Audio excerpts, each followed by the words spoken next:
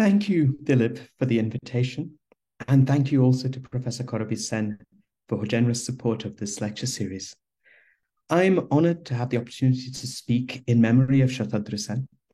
I regret never having had the opportunity to meet Shatadru, but his work has been an inspiration to me for many years, and I find new riches in it in every rereading. It's also a joy to be back at FITS. My previous visits here have been so important to my work and have always shown me how much I have to learn from the vibrant work being done here. I've always taken delight in how central a city as landlocked as Johannesburg has been to the global turn towards the ocean in the humanities. As a sort of reflection to that, I offer some reflections today on land and sand from spaces across the Indian Ocean.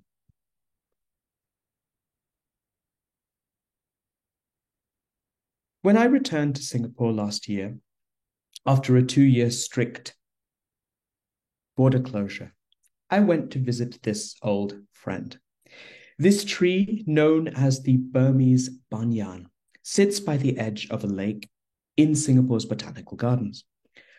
I've known this tree all my life. Seeing it again gave me a sense of groundedness after my longest ever absence from home, which came with the sobering realization, of course, of how much I had taken the costly privilege of easy travel for granted until March 2020. In the 1980s, when this was a backdrop to childhood outings, it had already been standing at that spot for more than a century.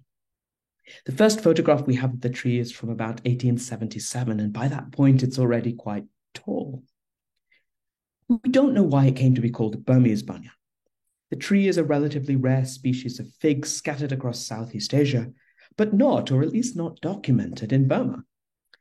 It does date from a period when a cluster of streets in the growing port city of Singapore acquired the names of Burmese places which they still bear today. Rangoon Road, Moulmein Road, Mergui Road. This is, of course, the moment leading up to the last of the Anglo-Burmese wars and the British conquest of Burma and its annexation to British India. Again, there are contending narratives about that history of naming. One plausible story is the street names were given by U Kiao Gong, who moved to Singapore in the last part of the 19th century to set up a practice as a physician of Burmese traditional medicine. He became an important person, consulted by the colonial authorities, made a trustee of the Burmese Buddhist temple. Towards the end of his life, he organized the transportation by road and sea of a 10-ton white marble Buddha statue from Mandalay to be installed in the temple.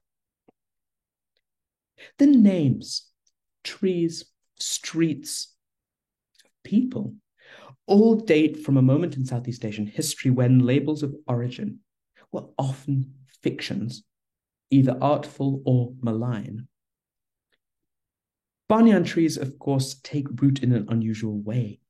Their seeds germinate high in branches of a host tree, their aerial roots thrust downwards until they form these tangled pillars.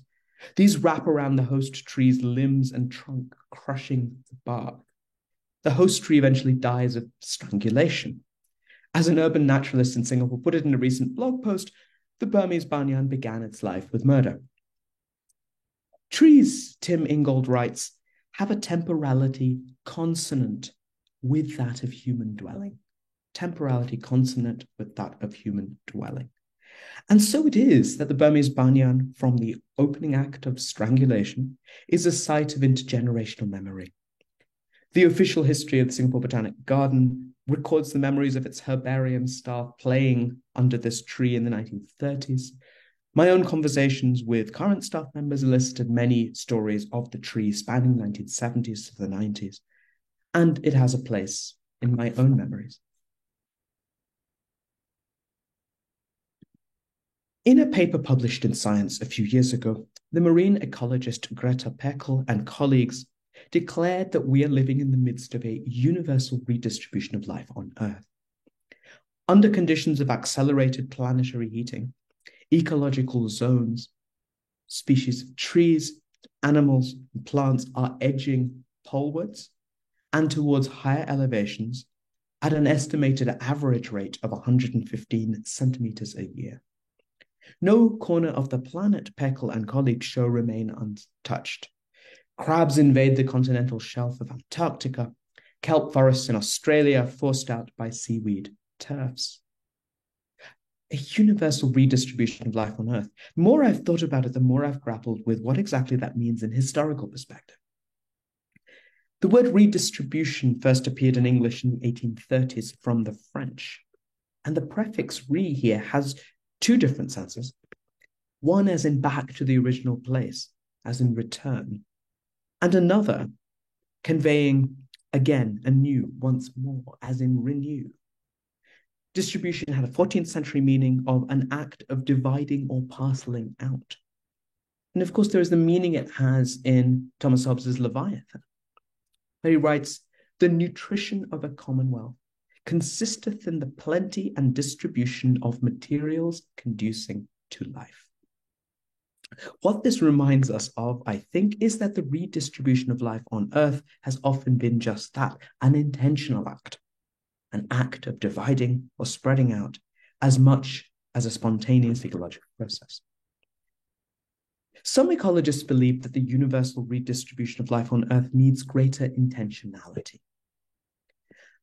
And this is the point I want to begin with, which is that there are many elisions and collisions in both directions between the language used to talk about this botanical redistribution, ecological redistribution, and the language we use to talk about human migration.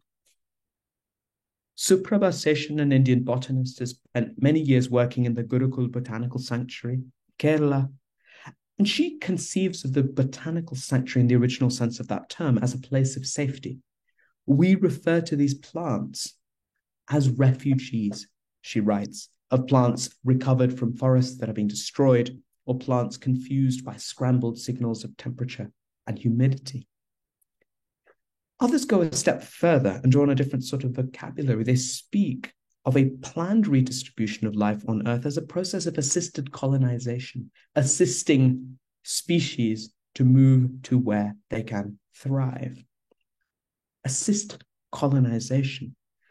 That phrase has an uncomfortable echo for me, speaking as a historian. Because, of course, assisted emigration, as you all know, was the term, the euphemism used for indentured labor within the British Empire and then for indebted migration to places like Malaya. Let us stay with that connection, which is also a connection directly to Shattadri Sen's work. So this chart of global land use since 1600 by the open source Oxford project Our World in Data tells us one story about the distribution of life on Earth. This tells us a story about a regionally disaggregated picture of how much of the Earth's surface has been used to grow crops. Consider all of the histories embedded in this one chart. A history of more and more human life being sustained on our planet, but also a history of enduring hunger. It's a history of people moving in search of land and a history of enslavement, forced migration to plantations, displacement, and trauma.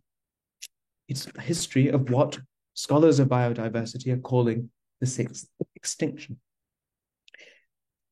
If we are in the midst of a universal redistribution of life on Earth, that bears the scars and carries the inequalities that are still with us from these earlier distributions. In the 19th century, somewhere in the region of 1.5 million people left India's shores to work on plantations in both the Indian and Atlantic Oceans. Mauritius, Natal, of course, Trinidad and Fiji were amongst their main destinations. Alongside indentured laborers, tens of thousands of convicted prisoners from India were transported from India to Bencoolen, the Strait settlements, and as Shattadri Sen's work showed, the Andaman Islands. Convict labor built roads, cleared forests, erected buildings, cultivated gardens. Sen's forensic analysis showed how British colonizers on the Andaman Islands classified, incarcerated, segregated prisoners from India, even as they photographed, exoticized, and used exterminatory violence against the indigenous Andamanese. At every stage in that process, the movement of people was bound up with an ecological reorganization. The Singapore Botanic Gardens were a hub in the 19th century British Empire's intentional redistribution of life on Earth. Tim Barnard has written an excellent history of the gardens, and of course, Richard Drayton's classic work, Nature's Government, shows how central Kew Gardens was to that global botanical redistribution. In the archives of Singapore's botanical gardens are ledgers of every plant, seed, and cutting received at the gardens from South Africa and Argentina, and of course, from much closer to home, from Sri Lanka, from Java. In a similar form on the page are printed ledgers of the coolies employed in planting, weeding, cutting, and tapping. The small numbers you see are their wage rates agreed in advance as part of this system of assisted emigration. The core of the Botanic Gardens was a section known as the Economic Garden. It was a testing ground for plants from around the world to see which could be grown most profitably in Southeast Asian conditions. The most fateful of these arrivals were wild rubber seeds from Brazil. Cultivated in the Economic Garden, they thrived. On the left of this image, you see Henry Ridley, the director of the gardens. The Economic Garden was his pet project, widely credited with Malaya's rubber boom. On the right, an unnamed migrant worker. Assisted colonization, assisted emigration. The constrained mobility of people was entwined with the ecological viability of mobile plants. It all began with climate. The Straits climate is totally different to that of the east coast of India, whence most of the emigrants are drawn. The Madras Labour official wrote, "So if men are to be recruited at all, I would urge that the most suitable for the purpose are the west coast natives who are acclimatized to heavy rainfall." Expediency prevailed over climatic determinism in this case, and the vast majority of labour migrants to Southeast Asia continue to come from the climatically unsuitable east coast of India and Tamil. The pervasive use of violence to enforce labour discipline also found strange botanical echoes. One day, when Ridley became frustrated with his inability to extract sap any faster from the rubber trees, he started shooting them. That act of violence did little to elicit the flow of latex, and so eventually Ridley settled on a technique of cutting the bark that he called wound response. There is an echo also in how the maps of numbered trees found in the mini plantations in the Economic Garden look remarkably like those that I had seen years ago in the files of Malaya's Coroner's Court archives. Maps of plantations marking where workers had been injured, killed, died of exhaustion. The Economic Garden functioned as an engine of botanical redistribution, receiving wild rubber seeds from Amazonia to engineer Malaysia's plantation landscapes. As soon as lucrative crops were found viable, they were moved onto monoculture plantations in rural Malaysia, while the garden in Singapore remained a place of profusion and diversity. By the 1920s, Malaya's rubber boom was so extensive that the Economic Garden shut down. The Singapore Botanic Gardens sought a new role as a place of aesthetic pleasure, just as I knew them growing up.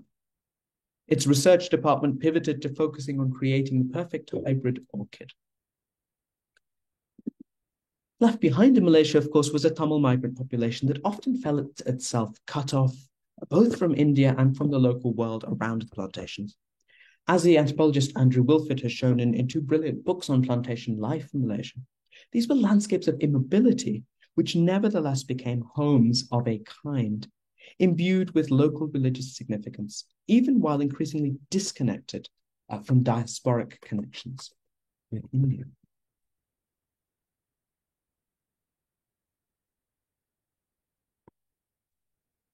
Needless to say, the undoing of this world, the world of the plantation of exploitative migrant labor, sparked some of the most sustained, vital struggles for justice and equality in the 20th century.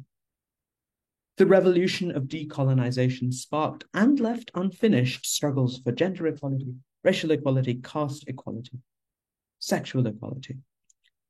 It also left some fundamental features of the world intact.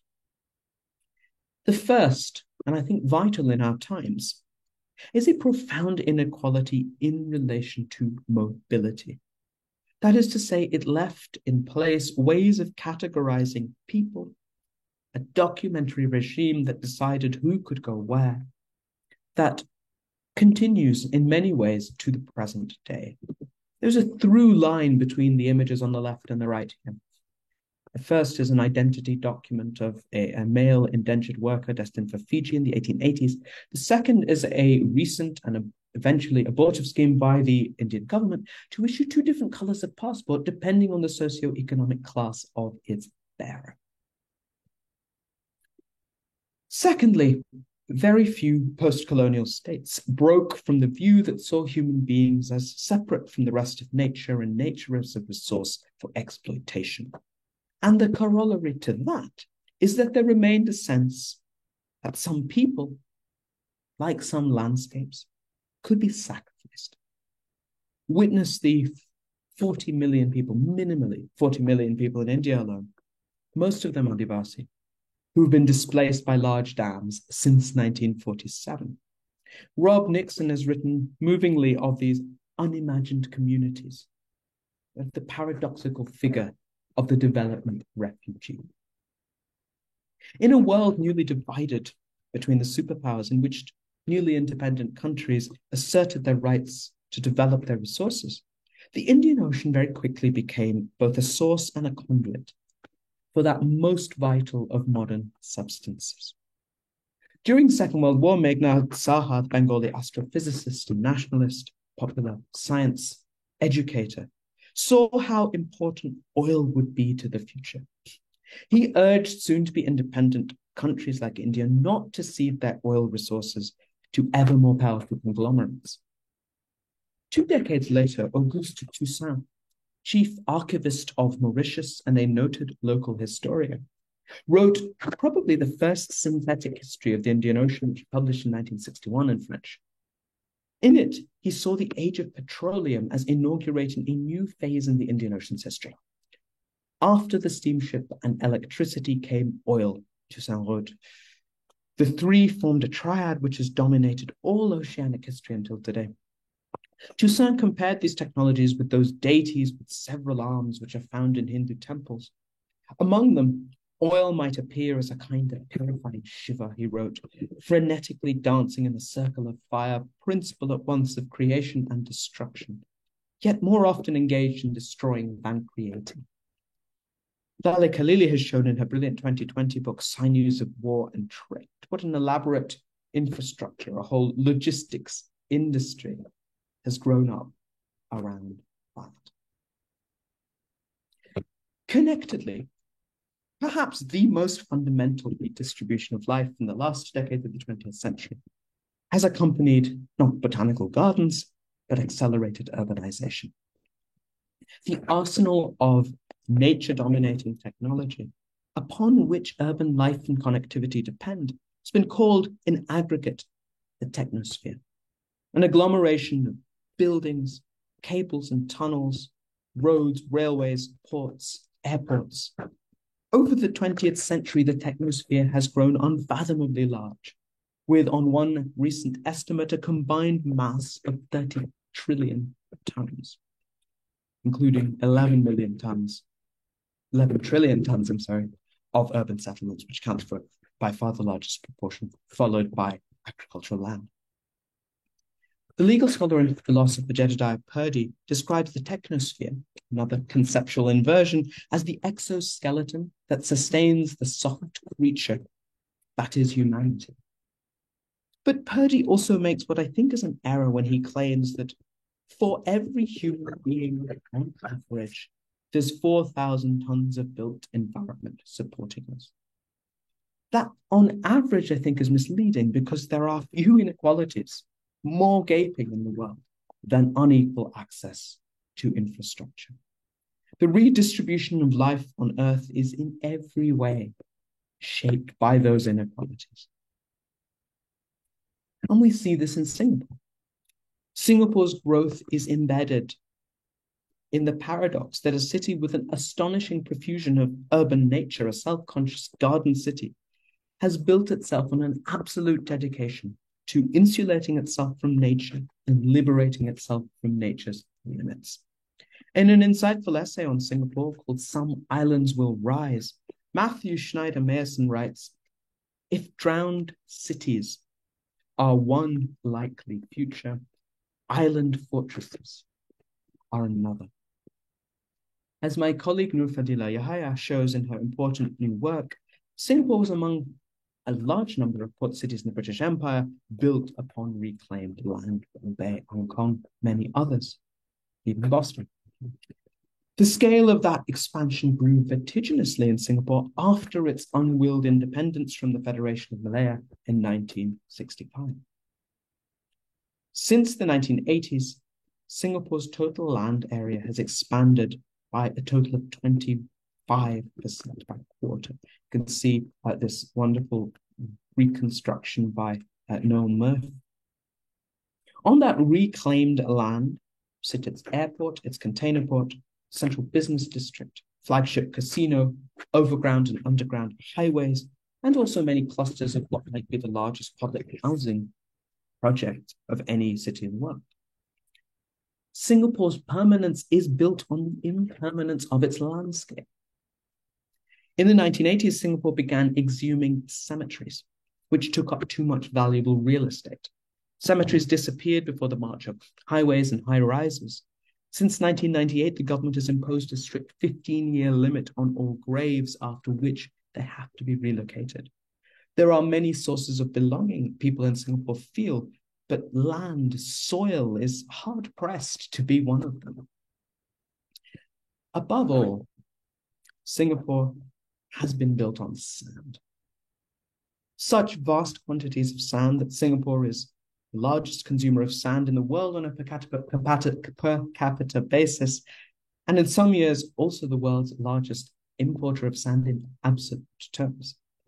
For the early decades after independence, that sand came mostly from neighboring Malaysia and Indonesia, but by the end of the 20th century, they had grown wary of Singapore's physical expansion and banned the further export of sand to the city-state.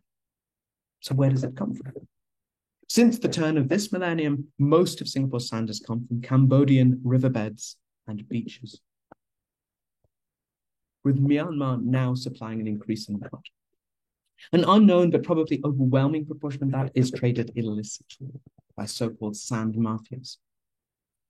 So Singapore's physical growth is a major driver of the redistribution of life along the Mekong River. Stripped of sand and sediment, carted off on barges, many forms of life struggle to survive. Species of freshwater fish, and with them the livelihoods of local fishers. This is accompanied by both migration and non-migration. On one estimate, 20% of the population of the most heavily sand-mined stretches of the river have arrived. Their journeys are almost entirely domestic and mostly to the growing city of Phnom Penh. 20%, but 80% don't or can't move, even as the ecological basis of their survival comes under profound strain. But Singapore's hunger for sand also shapes the movement of migrant workers from South Asia and across the region. Because by far the greatest use of sand, not only in Singapore, but all over the world, more than in reclamation, is in construction. Of the estimated 1.4 million short-term migrant workers in Singapore, they make up a fifth of the population. The largest proportion, 40%, works in the construction industry. They come from Bangladesh, India, Pakistan, Nepal, Myanmar, China. Many labor activists have gone back to an older language in using the term indentured labor, to describe the conditions under which they're recruited, under which they live and work. Here we saw the redistribution of life. Assisted colonization depended on assisted emigration. Compare that with this image. This is the construction site of Singapore's Gardens by the Bay development. Its most distinctive feature are the engineered concrete super trees, praised as an eco-modernist triumph. And that too is built on sand. In this picture, the migrant workers are mostly invisible, save for the Portakabin encampment on the bottom right of the picture, to which workers are ferried every day from dormitories, crowded onto open-backed trucks. This remarkable collection of oral histories collected by undergraduate students at the National University of Singapore, compiled and edited by their history professor Gerard Sazges and photographer Ng Shi Wen. There's a story of Ismail from Pune in Bangladesh, a carpenter. "You're the first Singaporean I've talked to," he tells the student interviewing him. "Sometimes I feel like I only know the buildings in Singapore, not the people." So the question arises, are the construction workers environmental migrants? Or is that question already too reductive? I think it is.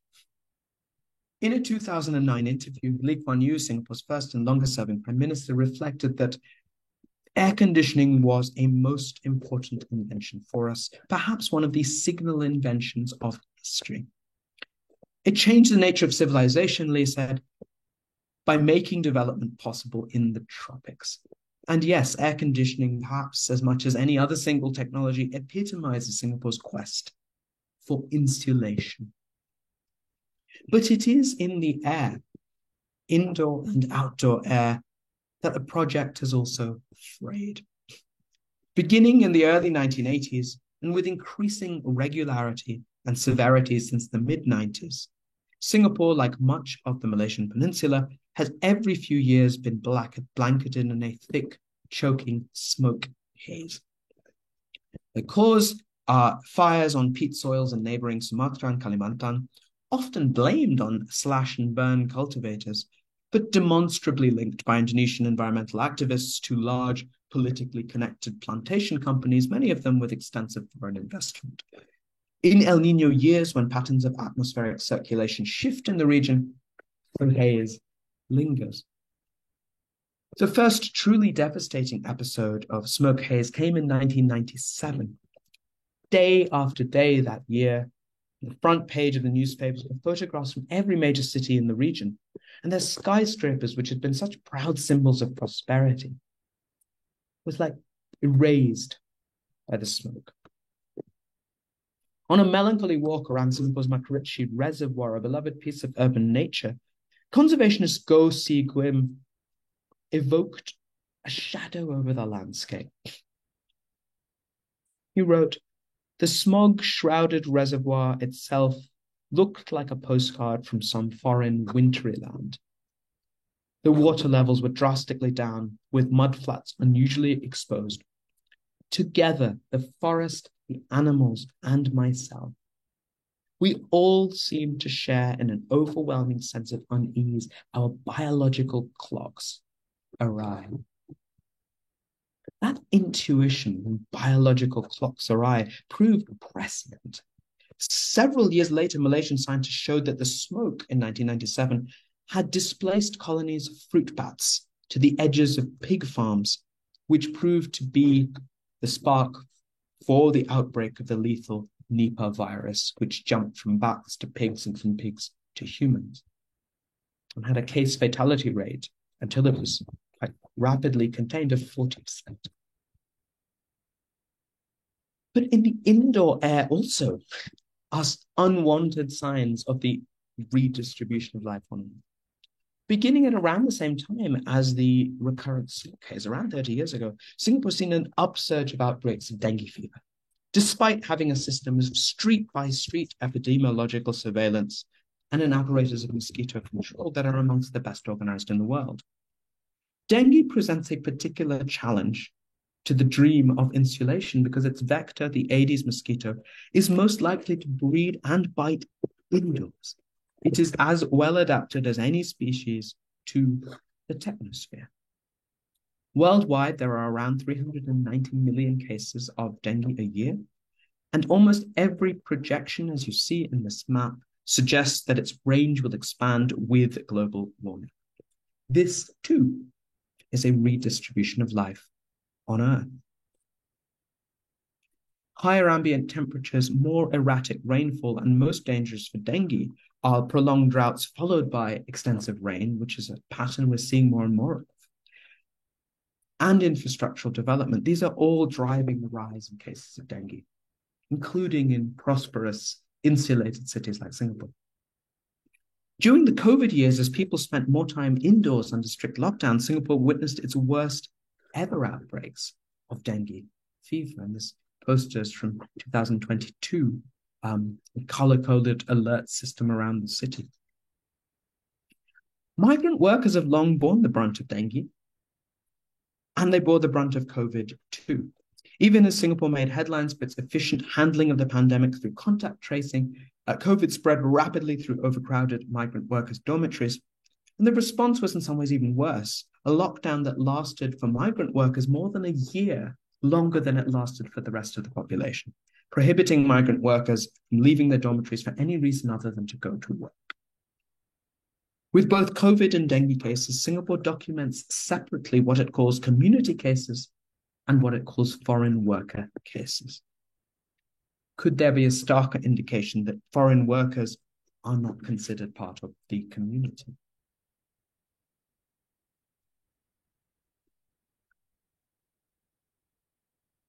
And many times and places, migration has been a lifeline for communities facing either sudden or prolonged threats to the ecological basis of their well-being. Often these have been short-term temporary movements, and at other times movements over much longer distances. And there's an odd historical echo to me to recent discussions of climate change-driven migration. In the 19th century, too, many observers, mostly European observers, saw Asian migration as uniquely driven by failed monsoons and fearsome typhoons. But migration is not, or is no longer, an option for many people. The poorest people within the regions of the world most acutely vulnerable to climate change lack the accumulated family connections, the knowledge, the expertise, the access to credit that allow them to make at least long-distance journeys. They're more likely to move closer to home when livelihoods are at risk. Controls on mobility have hardened since the middle of the 20th century, and they're likely to harden further. A significant part of the technosphere is the part that regulates and blocks the movement of people. The impact of climate change intensifies and destabilizes what are already, for millions of people's homes, under threat. And there are communities around the world that steadfastly and committedly refuse to move. For them, the struggle is existential. It's a struggle to defend places of resonance and meaning and ancestral connection. In the words of the Pacific climate warriors led by young people from small island states, we are not drowning, we're fighting. Fighting not to have to migrate. I believe we need to think about the relationship between climate, environment, and migration in a more open-ended way. That is to say, to reframe the relationship between the climate crisis and migration as fundamentally a crisis of habitability, in terms of the struggle and sometimes the inability, all too often the inability, of communities around the world to maintain and sustain their homes in the richest sense of that word. Seen in this way, we can perceive how heavily this crisis of habitability has origins in the legacies of colonialism. Its economic legacies in producing vast inequalities in access to wealth and especially to land. Its political legacies in forging new categories of difference, in drawing borders that have become militarized and dangerous places. We also perceive, in thinking about a crisis of habitability, the enduring importance of the unfinished post-colonial struggles. For what the Malaysian writer Hon Soo Yin described in the 1950s, plainly and simply as food, shelter, social security, a living wage, social justice, and education. Or in the words of the late Sherko Bekash, the Kurdish poet, I want nothing from the homeland to give me, more than a piece of bread and a little safe haven. Climate change will intensify and destabilize what are already for millions of people homes under threat. Talking about climate migrants in the alarmist, watery language of floods and inundations, as one often sees in the media, particularly in the global north, reduces the crisis to a single dimension and strips it of its uncomfortable history. Environmental justice is about restitution and reparations. Without them, we cannot talk about justice at all. But perhaps our notions of environmental justice should expand to encompass the freedom to create a livable home wherever people seek it, whether that is the freedom to stay put and not have to move, or the freedom to seek sustenance elsewhere, near or far, within or across borders. And perhaps thinking of a crisis of habitability might lead us to think beyond the human. For humans are not alone by any means in seeking shelter, as precious places of attachment and familiarity are stretched to the brink of viability. I've expressed my sense of slight unease at the conceptual conflation that we get from assisted colonization to assisted emigration. So what other vocabularies or other imaginaries might we be able to use to bring together the mobility and the immobility of the human and the more than human? One possibility I find in the work of geographer Matthew Gandhi, his book Natura Urbana, in which he talks about unruly cosmopolitan ecology, urging us to see urban spaces, for example, as vernacular botanical gardens allied to diasporic spaces of memory that unsettle dominant cultural and environmental narratives. Unruly cosmopolitan ecology. I'll leave that open as one possibility while leaving you with this drawing in ink and oil by the Vietnamese-American artist Tiffany Chung. It is called One Great Giant Flood, 2050. Looking at it now, I'm reminded of Dilip Menon's characterization of Marie Velarde's Atlas des Îles Perdues, 2107, which Dilip describes as a visual conflation of tenses, past, present, and future. I think we can see something of that in Tiffany Chung's picture here as well. Chung's work was provoked by her reading of an Asian Development Bank report projecting that her home city, Saigon, was among those most at risk from sea level rise, predicting that part of the city might be underwater by 2050. Such reports, of course, adopt an inherently global framing, ranking Saigon alongside other global coastal cities, ranked in terms of lives and properties at risk. Here, Chung both adapts and subverts their visual language. The risk maps, of course, are shaded blue to indicate predicted inundation or red to indicate hotspots of risk. In these drawings, that language morphs into something else. Chung's practice is research-based, profoundly archival. What she's done here is actually to overlay global maps of climate risk over older, often hand-drawn maps of Saigon's early settlement, to gesture towards a possible future that might contain uncanny echoes of a past when the city was an agglomeration of floating villages and where local meanings and memories of land and water and their fluid boundaries persist through the disruptive catastrophe of climate change.